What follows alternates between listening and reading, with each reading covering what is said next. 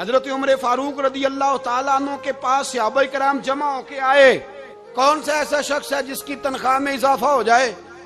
تو لوگ کہتے ہیں نہیں نہیں مجھے نہیں چاہیے. پر ہم نے وہ لوگ دیکھے ہیں.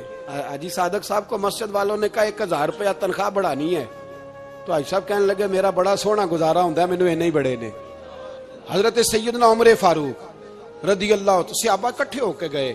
کہنے لگے عمر حضور کے زمانے میں بظاہر غربت رہی, جناب صدیق اکبر کے زمانے میں غربت, اب تو بڑی ریل پیل ہے, بحرین سے لاکھوں کا مال آتا ہے, آپ کو بڑے بڑے سفیر ملنے آتے ہیں, پر آپ وہی پرانا کرتا اور وہی تامت جو کئی جگہ سے سی آپ نے کئی جگہ سے پھٹی.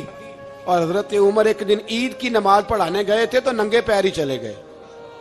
لوگوں نے کہا جوتا, فرمایا ٹوٹ گیا تھا یار, پہننے کے قابل نہیں تھا.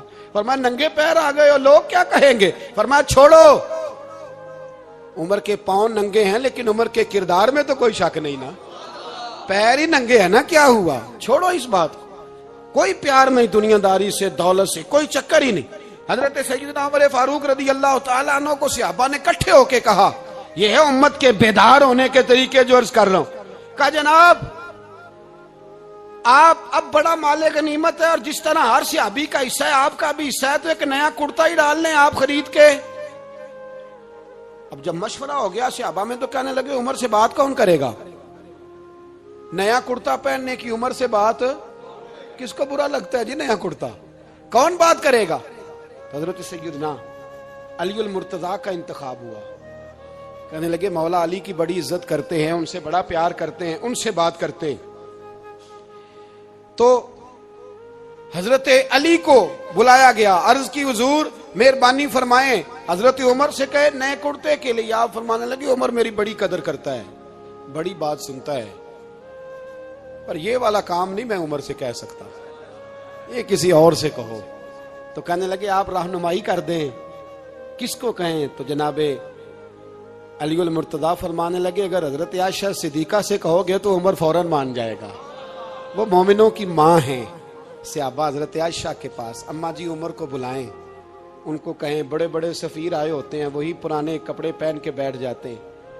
اللہ اکبر. حضرت عائشہ نے پیغام بھیجا, فرمایا عمر کو بلاؤ. عمر فاروق دوڑے ہوئے آئے, پردے کے پیچھے حضرت عائشہ کے پاس گھٹنوں کے بل, اماں جی دیر تو نہیں کر آیا میں آنے میں؟ حکم ہو, حضور کے گھر سے پیغام آیا, بڑے بڑے سفیروں کو چھوڑ کے بھاگے.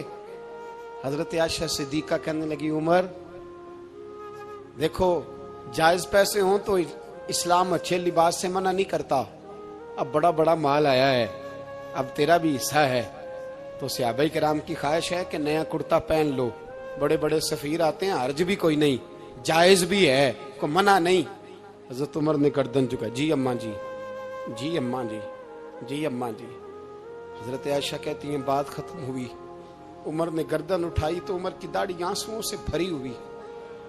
کہتی ہے مجھے کہنے لگے اماں جی میں تو صرف مسجد میں دیکھا کرتا تھا, آپ تو مصطفیٰ کو دن رات دیکھتی تھی, جس طرح کے کرتے آمنہ کے لال نے پہنے ہیں مجھے بھی پہنا دو, میں تیار ہوں, میں پہن لوں گا, میں تیار ہوں, پر جس طرح کے میرے نبی نے پہنے.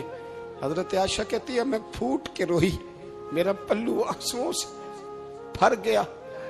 فرماتی ہیں میں عمر کی بات سنتی گئی تو میرا پلو آنسوؤں سے, میں نے کہا عمر تو جا, تو ٹھیک ہے. فرماتی ہے عمر فاروق سلام کر کے اٹھے, امیر المومنین چلے گئے. اس کونے میں صحابہ چھپے ہوئے تھے, وہ آئے, کہا اماں جی کیا بات ہوئی؟ تو میں پھر رو پڑی. میں نے کہا کیا بتاؤں, تمہیں پرانے کرتے نظر آتے ہیں, اسے محمد عربی کے جلوے نظر آتے ہیں, اسے رسول اللہ کا رنگ نظر آتا ہے, اسے وہ غلامی نظر آتی ہے.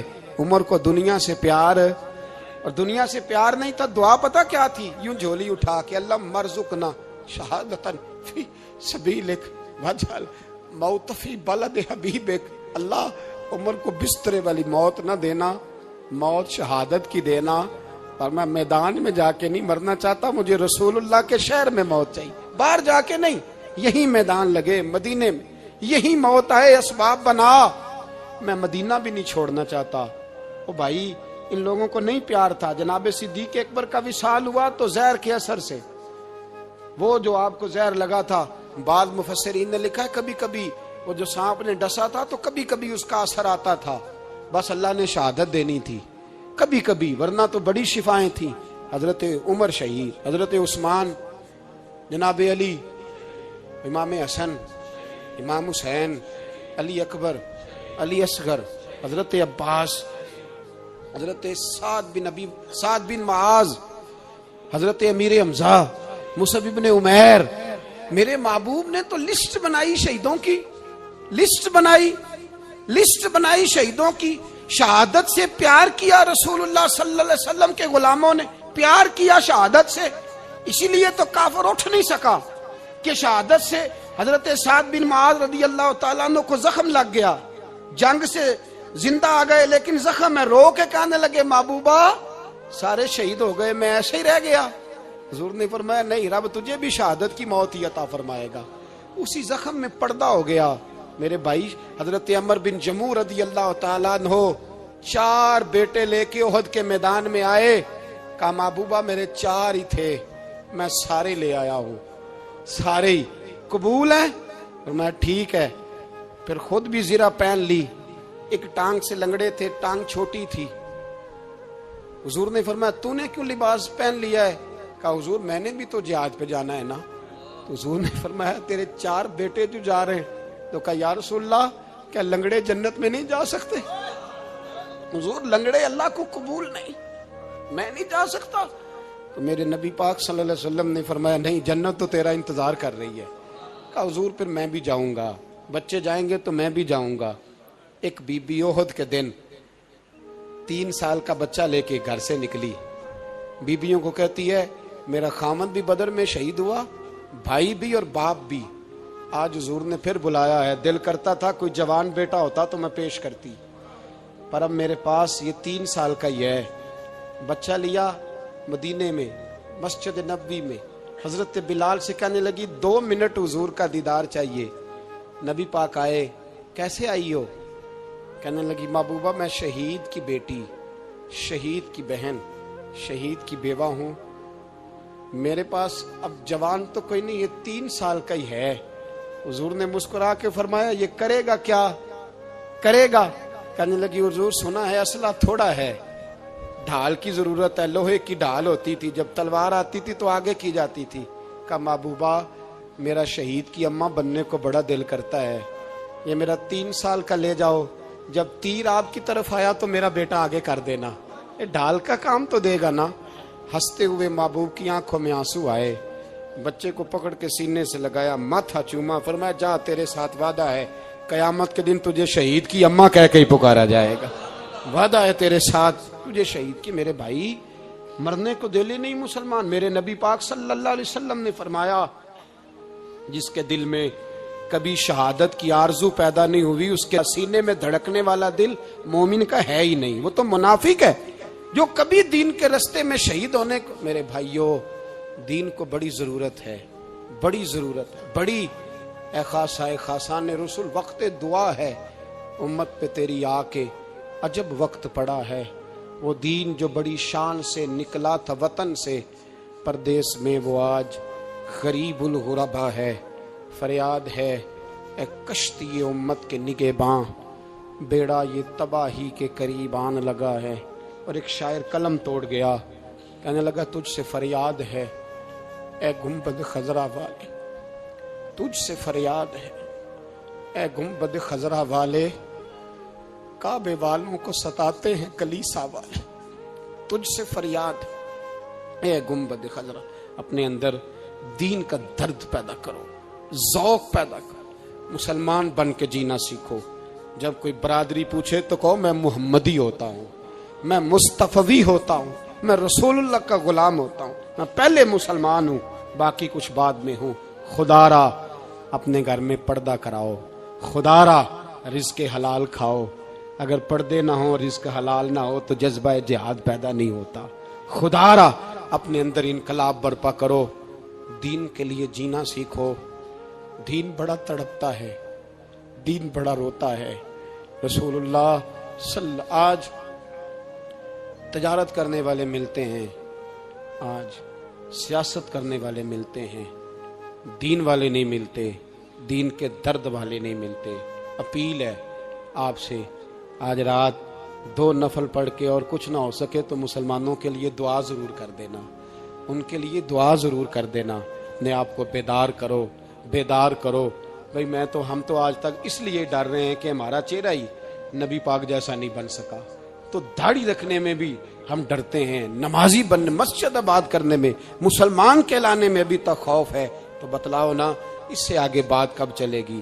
جہاد کی بات تو بڑی آگے جا کے ہے۔ بدل جاؤ، رسول اللہ کا غلام بن کے جینا سیکھو، نبی پاک صلی اللہ علیہ وسلم کی غلامی کا پٹا اپنے گلے میں ڈالو۔ یہی امام حسین کی سوچ ہے، یہی امام علی مقام کا پیغام ہے، اس کو کبھی فراموش نہ کرنا۔ امام حسین ہمیں بتا گئے سارا کچھ لٹ جائے پر دین کے اندر کوئی نقص واقعہ نہ ہونے پائے، کوئی شرابی، کوئی بے ایمان، کوئی لٹیرا کبھی اس کے سپورٹر نہ بننا۔ ہمیشہ وہ کسی شاعر نے کہا تھا، ہم سے نہ رقم ہوں گے قصیدے یزید کے۔ کسی نے کہا، کسی ظالم نے میری سپورٹ کر، میری بات کر، تو اس نے کہا ہم سے نہ رقم ہوں گے قصیدے یزید کے، کیونکہ ہم لوگ تو حسین کے سیرت نگار ہیں، ہم لوگ تو حسین کے سیرت نگار ہیں۔ یہ محرم کے جو دن ہے یہ انقلاب کے دن ہے، رونے پیٹنے کے نہیں، انقلاب کے دن، جذبوں کی بیداری کے دن، ظلم کی آنکھوں میں آنکھیں ڈالنے کا جذبہ پیدا کرنے کے دن۔ اس کو اسی رنگ میں لو۔ بندہ جس سے پیار کرتا ہے نا، وہ بندہ کبھی کبھی پھر پیار کا فائدہ ناجائز بھی اٹھاتا ہے، کبھی کبھی یہ بھی نقصان لوگ کرتے ہیں۔ پہلی بات تو یہ کہ جب پیار ہو جائے تو اس کا فائدہ جائز بھی نہیں اٹھانا چاہیے۔ جس نے فائدہ اٹھا لیا تو اس نے تو استعمال کیا نا۔ تو ہوتا ہے ہمارے گھروں میں کہ اگر بچہ اماں کے قابو میں تو پھر اماں جو دل کرتا ہے کراتی ہے، اور جو اس کو کہہ دیتی ہے پھر وہ کہتا ہے اوہو میری اماں نو آکھیا ہے، اور وہ ڈنڈا اٹھا لیتا ہے، آؤ دیکھتا ہے نہ تاؤ دیکھتا ہے۔ یہ بھی ایموشنل کرنا ہے، کر لیتے ہیں لوگ۔ بیٹی کو بھی پتہ چل جائے نا ابا میری بات مانتا ہے، تو وہ سارے بچے کہنا سیر کرنے جانا ہے تو ابا جی کو کون منائے گا، تو کہتی ہے تسی چپ کر جاؤ، ابا جی کو میں بات کروں، اسے پتہ ہے میرے سے پیار کرتا ہے۔ اب بات کو سمجھ لیں، یہ ایک ایموشنل کرنے کا طریقہ ہوتا ہے، لوگ کر لیتے ہیں، اور وہ بندہ چونکہ پیار کر رہا ہوتا ہے تو پیار کرنے والا بہرحال کہیں نہ کہیں پھر قابو آ جاتا ہے۔ وہ استعمال بھی ہو تو ہو جاتا ہے، لیکن وہ بندہ ٹھیک ہوتا ہے، کیونکہ وہ استعمال ہو بھی رہا ہے تو ہو تو پیار میں رہا ہے نا، پیار میں ہو رہا ہے نا۔ سمجھ لے میری بات کو۔ حضرت سعد بن ابی وقاص رضی اللہ تعالیٰ عنہ کا نا اپنی ماں سے بڑا پیار تھا، بڑا پیار تھا اپنی والدہ سے۔ تو حضرت سعد بن ابی وقاص کلمہ پڑھ گئے، اماں جی نے بھوک ہڑتال کر دی، اسے پتہ تھا کہ میرا پتر مجھ سے پیار بڑا کرتا ہے، میں نے بالآخر منوا لینا ہے۔ تھوڑی سی آبادی تھی، ایک گھر کے اندر جو مسئلہ چھڑتا تھا نا اس کا سارے شہر کو پتہ چل جاتا تھا۔ اب کونوں میں، گلیوں میں اب باتیں بھی ہونے لگیں کہ وہ سعد کی ماں ہڑتال پہ بیٹھی ہوئی ہے، بڑا مسئلہ ہے۔ اب پریشر بڑھنے لگا۔ حضرت سعد بن ابی وقاص فرماتے ہیں کہ وہ جو میرے قریبی لوگ تھے نا صحابہ، وہ بھی مجھے کہنے لگے یار کوئی رستہ نکال، ہر چوک میں تیری بات ہوتی ہے۔ کہتے ہیں میں گھر جاتا تو گھر والے، بہن، بھائی، بچے، باپ سارے کہتے یار تیری ماں مر جائے گی۔ اب بہت بڑا ایشو ہے، ہم یہ کہہ دیتے ہیں کہ انہوں نے قربانیاں بڑی دی، لیکن آپ ذرا بات کو سمجھے نا کہ اماں بھوک ہڑتال پہ بیٹھ جائے، ایک انسان کہاں کھڑا ہو جائے گا؟ بدنامی الگ ہے، بحث الگ ہے، سیانہ بندہ، مالدار، وزادار، قبیلے والا۔ حضرت سعد بن ابی وقاص کی ماں نے 3 دن تک روٹی نہیں کھائی، پانی نہیں پیا، بے ہوش ہو گئی۔ اب جب بے ہوش ہوئی تو شور پڑا، سارا محلہ جمع ہو گیا، اب سارے لوگ کھڑے، اور بچہ وہ ہے جو ماں کی بڑی ماننے والا ہے۔ اماں کے اوپر لوگوں نے پانی شانی ڈالا، ہوش آئی تو حضرت سعد بن ابی وقاص قریب آئے، کہنے لگے اماں ایک بات کرنی ہے۔ اماں بھی بڑی مشکل سے اٹھ کے بیٹھ گئی کہ پتر ماننے لگا میرا۔ لوگ بھی کھڑے ہو گئے، مسکراہٹ بھی ہونے لگی کہ لو نہ کوئی بات ہونے لگی، یا ماں کہتی ہے کلمہ چھوڑ دے پھر مانوں گی۔ حضرت سعد بن ابی وقاص کہنے لگے اماں سن میری بات، 3 دن ہو گئے، مکے کا کوئی کونا کھدرا ایسا نہیں جس میں میری تیری باتیں نہ ہوئی ہوں، اور قبیلے کا، علاقے کا کوئی شخص نہیں، لوگوں نے بڑی باتیں کی، اور لوگ جب باتیں کرنے پہ آتے ہیں پھر اوپر تک جاتے ہیں۔ یہ بھی کہا کہ کیا دین یہ سکھاتا ہے کہ ماں بھوکی مر جائے؟ یہ بھی لوگوں نے کہا، میں نے ہر شے سنی، برداشت کی، اماں اب تو میری بات کان کھول کے سن لے۔ ماں کہنے لگی وہ کیا؟ تو حضرت سعد کہنے لگے پیدا مجھے تو نے کیا ہے، 9 ماہ تیرے پیٹ میں رہا ہوں، روٹی تیرے ہاتھ سے کھائی ہے، تجھ سے زیادہ بہتر مجھے کوئی نہیں جانتا۔ ماں سن تیری کتنی جانیں؟ اماں کہنے لگی 1۔ تو حضرت سعد فرمانے لگے تیری 1000 جان بھی ہو نا تو ایک ایک کر کے ساری نکل جائے تو میں محمد عربی کا کلمہ پھر بھی نہیں چھوڑوں گا۔ ختم ہو گئی بات۔ یہ کیا بات ہوئی؟ وہ کچا رنگ للاری والا، ਜਿਹੜਾ ਚੜਦਾ ਤੇ ਲੈਂਦਾ ਰਹਿੰਦਾ। ਇਹ ਇਸ਼ਕ ਤੇਰੇ ਦਾ ਰੰਗ ਮੁਹੰਮਦ ਜਦੋਂ ਚੜ ਜਾਏ ਫੇਰ نہیں لینا۔ یہ کیا بات ہے؟ اماں تیری 1000 جان بھی ہو، روٹی کھانی ہے تو کھا، نہیں کھانی تو نہ کھا۔ یہ لفظ کہتے ہیں حضرت سعد بن ابی وقاص رو پڑے، آنسو آ گئے، لفظ کہہ کے باہر نکلے، مجمع چھٹ گیا۔ جس نے جو مطلب لینا تھا لیا، جس نے جو کہنا تھا اس نے کہا۔ حضرت سعد چلے گئے، شام کو گھر آئے تو اماں روٹی کھا رہی تھی۔ تو حضرت سعد فرماتے ہیں کہ محلے کی بیویاں کہنے لگی روٹی کیوں کھا رہی ہو؟ تو ماں رو پڑی، کہنے لگی پتر میرا ہے، میں نے پیدا کیا ہے، میرے پتر نے کبھی ضد نہیں کی، اس کے دل میں کچھ ہے، اتر گئی ہے، کوئی ہے، کوئی کچا پکا جذبہ ہوتا تو میں تو 2 آنسو بہاتی تھی تو میرا پتر لوٹ آتا تھا، پر کسی رستے کا مسافر بن گیا ہے، اب کہیں پہنچ گیا ہے اور میں اس کا درد سمجھ گئی ہوں، جہاں گیا ہے اب وہاں سے یہ لوٹ سکتا۔ آپ سمجھیں اتنا تگڑا ایمان جن لوگوں کا، ان کے بارے میں لوگ ڈسکس کریں گے۔ ان کو نا قرآن پاک نے بطور نمونہ بیان کیا ہے۔ اللہ فرماتے ہیں ایمان اس طرح کا جس طرح میرے نبی کے صحابہ کا۔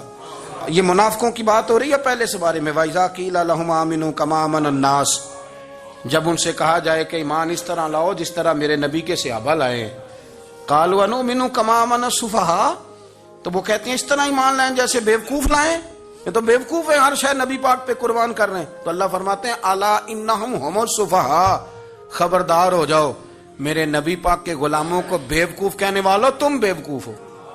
اللہ کہتا ہے تم پاگل ہو، بیوقوف ہو، اللہ انہیں پاگل کہتا ہے، اللہ پاگل کہتا ہے انہیں جو نبی پاک کے صحابہ کو پاگل کہتا ہے، اللہ انہیں پاگل کہتا ہے۔ یہ معیار ایمان ہے، قرآن نے کہا ایمان اس طرح کا جس طرح کا نبی پاک کے۔ وَإِذَا قِيلَ لَهُمْ آمِنُوا كَمَا آمَنَ النَّاسُ، ایمان اس طرح لاؤ جس طرح میرے نبی پاک کے صحابہ ایمان لائے ہیں، اس طرح ایمان لاؤ۔ اس